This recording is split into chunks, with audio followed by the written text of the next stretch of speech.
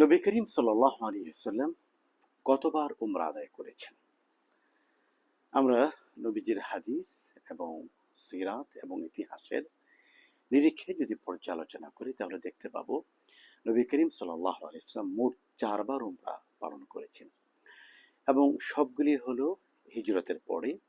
ষষ্ঠ হিজরিতে উমরাতুল হুদাইবিয়া, সপ্তম হিজরিতে উমরাতুল কাজা, অষ্টম হিজরিতে জিরআনা থেকে আরেকটি উমরা এবং দশম হিজরিতে রসুল করিম সাল্লাল্লাহু আলাইহি ওয়াসাল্লাম বিদায় হজ পালনের সময় রসুল প্রথমে উমরা আদায় করেছেন। যেহেতু 3 প্রকার হজের মধ্যে তৃতীয় প্রকার অর্থাৎ কেরান, হজ্জে কেরান নবীজি আদায় করেছেন। হজ্জে কেরানের প্রথম অংশটি হলো উমরা।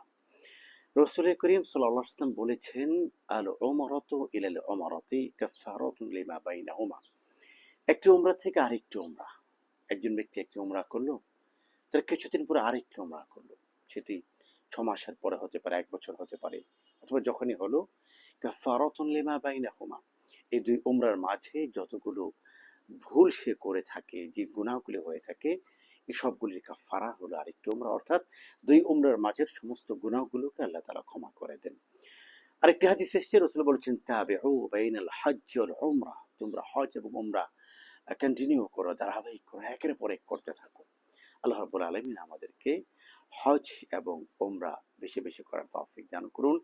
যারা এ পর্যন্ত একটিবারও আল্লাহর ঘর দেখতে পারেনি তাদেরকে অন্তত একটিবার হলেও দেখার তৌফিক দান করুন, আর যারা দেখেছি তাদেরকে বারবার যাবার তৌফিক দান করুন। যাদের অন্তরে উমরার জন্য তামান্না, কামনা, স্বপ্ন বেঁধে আছে হৃদয়ের মাঝে, আল্লাহ তাআলা সবার স্বপ্নকে পূরণ করুন। আল্লাহুম্মা আমিন।